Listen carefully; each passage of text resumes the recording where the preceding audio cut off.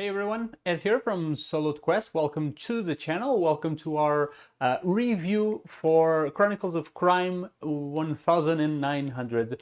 Today I'm not going to call this the solo review because one, I didn't play it solo. I played it with my girlfriend, and two, either solo or not solo, the experience is going to be very similar with this one. It's not that it has anything particular to play solo. It's like all of these games that are related to crime solving or puzzles. You can play it solo, you can play it with someone else. It's probably more enjoyable with someone else. Actually, these are the games that I definitely would advise you to pick a partner to play. So in this case, I will not call this a solo review. It's just a regular review for, again, Chronicles of Crime, the second entry in the Millennium series, 1900. All right, so let's get started. Okay, so also caveat, this review will be in a bit of a different format in the sense that we will not have the overhead camera because it is a completely spoiler-free review, okay? I won't show you any components here on this video. If you want to see those, you can watch the unboxing video. And also I did actually decided against doing a playthrough because the number of the scenarios in the box isn't that big, so actually providing a bit of a spoilery scenario, something that will spoil a big portion of the content you get in the box, I thought it wouldn't be a good idea, so I will not do a playthrough for this game. I'll only do the unboxing for whoever wishes to see what they get in the game. The unboxing, you can look at the components, that's really not going to be very spoilery. There are certain components, the puzzle cards, that you should never see before actually using them, and those I don't show in the unboxing. So you're free to watch that. You'll be pretty much fine. This review is completely spoiler free. Okay, so now for people who don't know the Chronicles of Crime games, who haven't tried any of the previous entries in this game series or family, I think introductions need to be made. So basically, Chronicles of Crime is a game where you will be using your smartphone, and that is a requirement. Okay, so for people who don't like apps, that's already a negative that you can draw out of the review, and that's, I know there's a lot of people that don't really like this digital integration with board games. I am fine with it, I approve it, and I embrace it. I honestly think the experience can very well be heightened by these digital implementations if done well, which, well, is the case, but we will talk into further detail a bit ahead. But yes, so Chronicles of Crime is a game where we will be scanning QR codes. Each component, each suspect, each location, or each evidence, each item has a QR code, and you are free to go to each location, scan a character to start talking to them, then scan an item to ask them about said item. So it's a pretty much, it's very open, very free system that presents you with different cases. So you have each case is a scenario. You go through that scenario, exploring it and trying to find out the culprit or culprits of said case. Okay, so in a nutshell, that is what Chronicles of Crime offers to the players. And does this entry differ from previous ones? Not so much, not so much. Talking about my own experience, so I did play the base game, Chronicles of Crime. I do have the expansions, I haven't tried them yet. Which I actually feel very bad about it now, and I haven't tried the first one in the Millennium series, the 1400. But if this can tell you anything about my experience, I immediately ordered the previous entry, so I will be getting the 1400, and I will review that one as well in the future, because I did really enjoy my time with this one. Now, little caveat here, I didn't enjoy my time so much with the base box itself. And I think the why is the only negative that I'm going to present for this version of the game as well. But mostly there are positives for this review because I really enjoyed my time with this game. So first of all, my first plus, which will then extend itself to the only negative that I will be presenting in this review. So my big plus here, or my first plus, sorry, is that this is not just a game.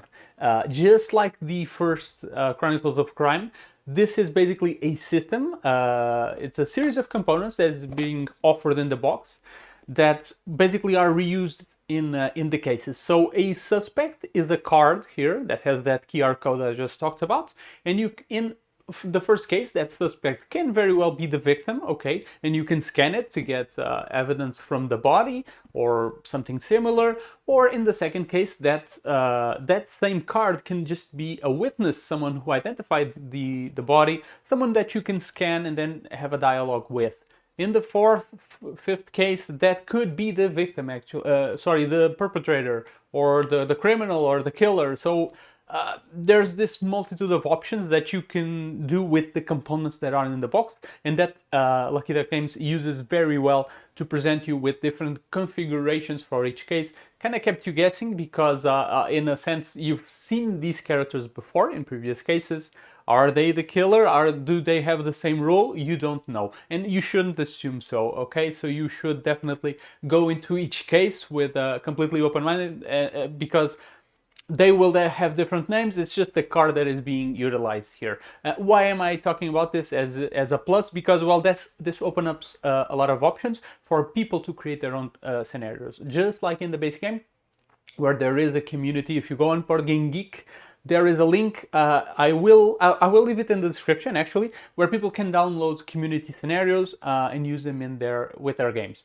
So the potential is just mind-blowing for these. Now I don't know. I honestly don't know what the sport is in terms of community for the previous entry in the Millenium series. Okay, like I said, this is the second one. There is the 1400, and I'm not sure if it's very much supported by the community. If not, it's a bit of a shame because this is, I mean, for what you get, the price, you get a lot of components here, and you have 5 scenarios in this base box. But again, you could have 100 if the people decide to create those. Okay, for the base box itself, I think right now, I think there's 40 entries. I don't want to give you false information. Check out the link in the description, but I think it's around 40 or so scenarios that the community created. So that's pretty cool. There are also additional scenarios that actually Lucky Duck Games also makes available through the app, but those are paid scenarios, okay? But I'm not sure. I don't know if the quality is better or not than the community ones. I haven't tried any. My bad on that. But yeah, there is also that option. If you want just official stuff, you can also buy and download the scenarios on the app. I won't skip just yet into my negative. Let's stay on the positives, and since we are talking components, let's talk about the quality of the components themselves, which is something I usually address right at the start of the review because usually minor points. I mean, you can just say no to a game for components, but usually there's other more important stuff. So components here are, well, you mostly get cards, okay? You got a little board that isn't very thick. It's just a bit more flimsy, just to help you organize the table itself. It doesn't really matter that it's thick cardboard or not. The cards are good quality and the art is really good. And I want to basically just say this from the low amount of components that you get, well, at least not low amount, but low variety of components, which means that you mostly get cards. I think it's really just cards in that middle board that you open up to organize the clues. You're getting mostly cards. They are good quality stock. They're thick enough, not flimsy at all. But the artwork on those, that's what I really want to point out here, both on the locations and the characters. If you just want to go and jump into the unboxing really quick, you can see, I mean, it's just like I said, it's a general character, a general location, so you're not really spoiling who that is.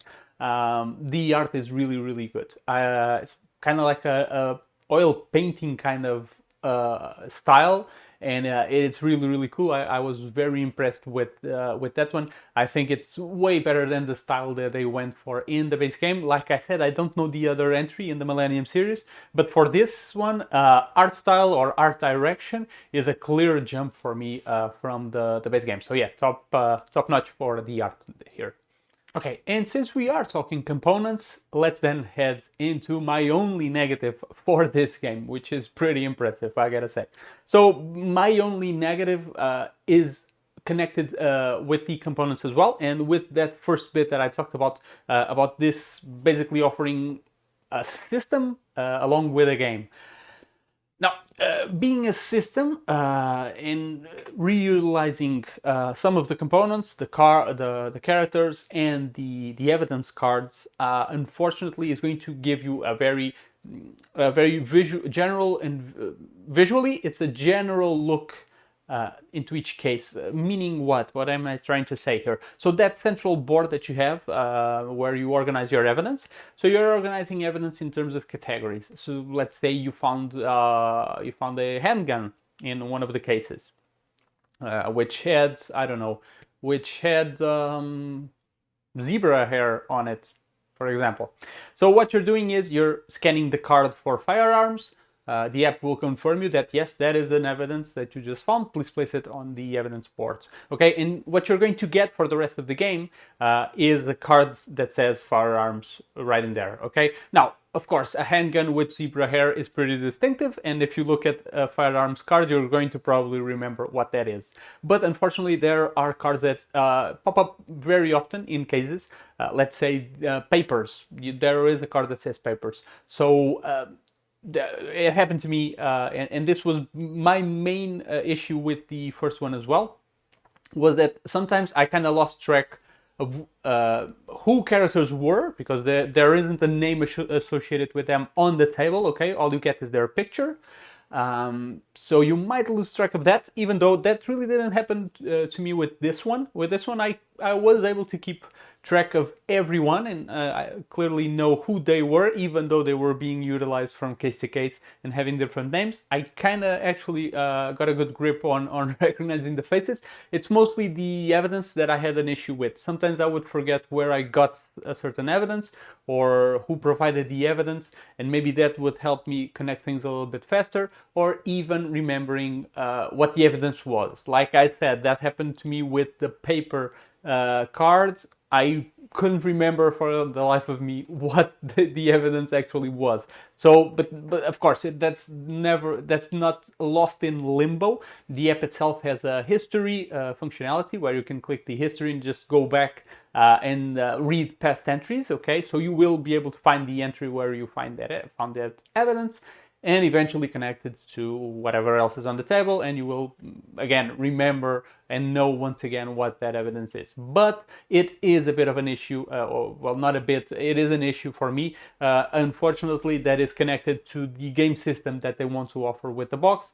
Having something that can be reutilized, it's going to make it a very not specific card. Okay, it's not going to be very specific, unfortunately, to have the broader use, and so it can lead to situations where you're really not sure what that is at the moment in the case you are going through. Okay, so that was the biggest issue for me. Most definitely doesn't happen with locations. Again, it might happen with characters. It happened in the base game with characters for me, not in this one. I don't know if they are, perhaps they're more distinct and you can clearly identify them.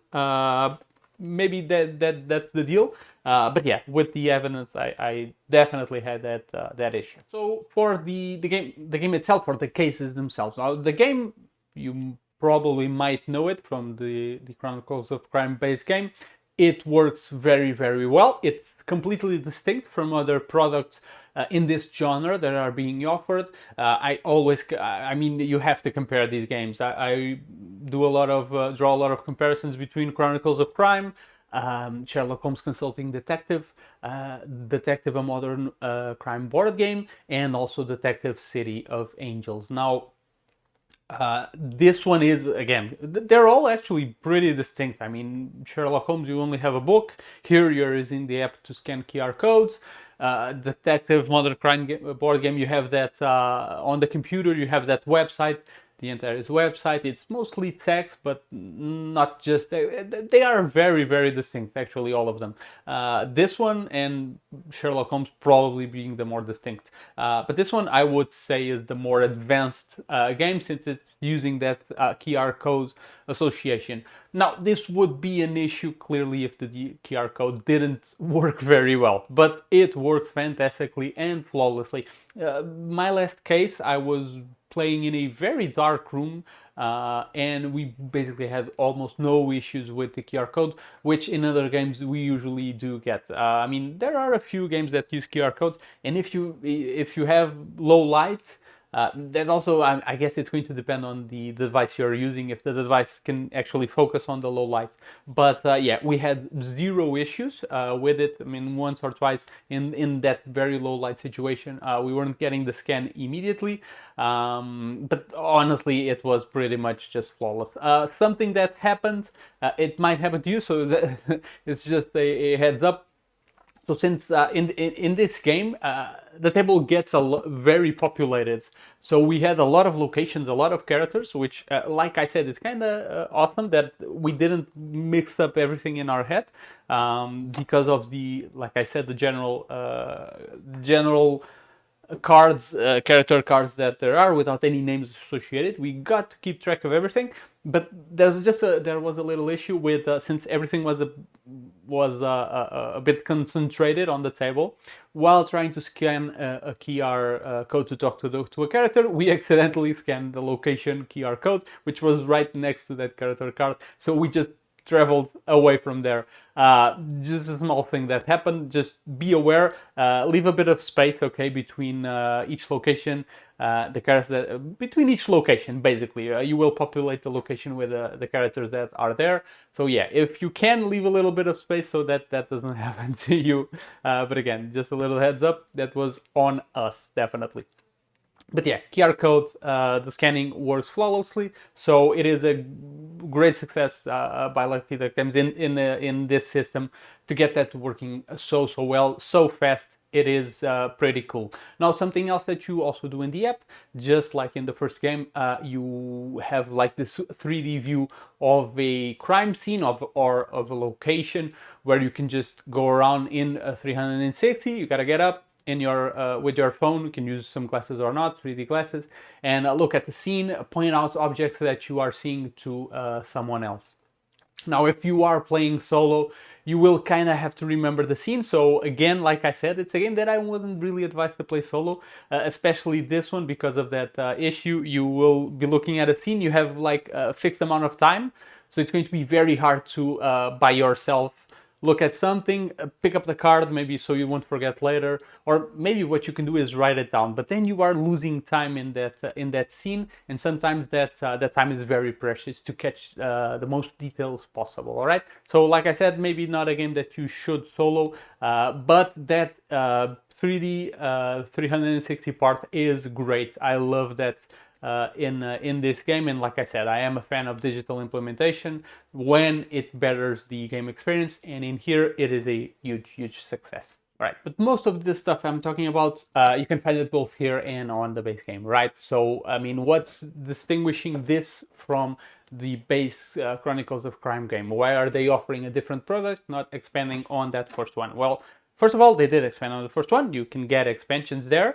Second, they wanted to change setting, offer different settings, so you will get something here while the base game is in the modern world, just an actual in the world we're living today. This one is takes place in 1900, so completely different setting. In my opinion, a bit more interesting. Again, this is distancing itself from the other competitors. I won't call them competitors, but other options in the crime-solving genre that there is. So that's pretty cool. But apart from that, you also get a little bit of a escape room feeling with this game, and I'm guessing with probably the whole Millenium series. I haven't, like I said, I haven't tried the first one, so I can't really say for sure. But this one offers something else, which is that one aspect that I said you should not spoil yourself with, which are the puzzle cards. So puzzle cards is something new to the system, at least for me, it is something new. and it basically offers a bit of a puzzle, an actual physical puzzle that you have to solve while you are working these cases. So these are different cards, okay? Sometimes you only need one, most of the times you need more elements. One card won't be enough, so you kind of have to scour all of the locations for the missing pieces that will actually allow you to solve a said puzzle. So that is pretty cool, and that is usually associated with side quests on the game. So you don't have just here on this entry, you don't have just your main case, okay? You kind of have side quests that either a witness offered, or usually a witness or someone else that pops up during the case, someone you've interrogated. They lost an object, they need it, or they want something else from you. They require your help. Sometimes even they will only help you once you help them, okay? So you have that little side quest. So these are other things that you can do while playing the case, and that you should do because that's going to affect your score at the end of the game. I love those. It's pretty cool. It gives you a motive to go really in depth in every single location, every single character, to extract as much juicy information as you can from everything. And again, you're gonna get those puzzle cards in a lot of those situations, which it won't just bring in the deduction element to the game, but also a bit of escape room feeling to it, which is pretty cool and a great addition to the game itself. All of this combined, what I just said, the inclusion of the puzzles, etc., brings everything together in a very spectacular way. I think from all of the entries that I've played, it's a bit weird to say this now because I didn't really fall in love with the base game. When I played it, it was very close to Detective, the modern crime board game, and I loved Detective, and maybe that influenced my decision at the time. I was a huge fan of Detective, not a big fan of the base box Chronicles of Crime, I will admit. This one though, I don't know if what it was, maybe the passing of time, maybe I am a different gamer nowadays. I loved my time with this. This has what I think is the perfect difficulty balance that a game of this genre should have. So while Detective Modern Crime board game is really intensive, is really deep, thick, a lot of information, you're going to spend hours combing through all of the text and you really have to deduct things. It's a hard game. While Detective City of Angels, I think, is in the other spectrum of the difficulty. I'll talk about that further once I review it here on the channel, which I will. This one though, it sits right there in that comfortable middle, leaning in a little bit more to the difficult side, which I think is the sweet spot. You don't want these to be too easy and just think that, hey, I've solved this in the first 3 hours of the day. Let's just move around here for basically nothing. This one is really, really good. You do have to use some deduction. Things aren't just handed to you. You have all of those side quests. So even though you got to that solution for the main case, you will have to get all of the other stuff, all of the other little side quests, figure out the puzzles. The puzzles, one of them, I could not for the life of me solve. But that one was more of a spatial diagram puzzle, not very thinky one. And to this day, I have to do that puzzle. Even though I've played through the case, I have to go back to those cards and do that puzzle if I can. But yeah, like I said, these are really challenging, okay? If you do get stuck on one of the puzzles, like I did, you do get a help here on the game. There are points that will be deducted in the final score, but you won't just be completely stuck and frozen in progress. You do have an assistant here on the newspaper that can help you solve puzzles automatically, so if that is needed, okay? In terms of the case, that will always be progressing. You have a set amount of time, and so at the end of the day, you will have to make your guess. There's no escaping that. But yeah, the difficulty here, like I said, it is spot on. I do like a challenge, okay? So my preferred of all of the games is, well, I love Detective. I still love Detective.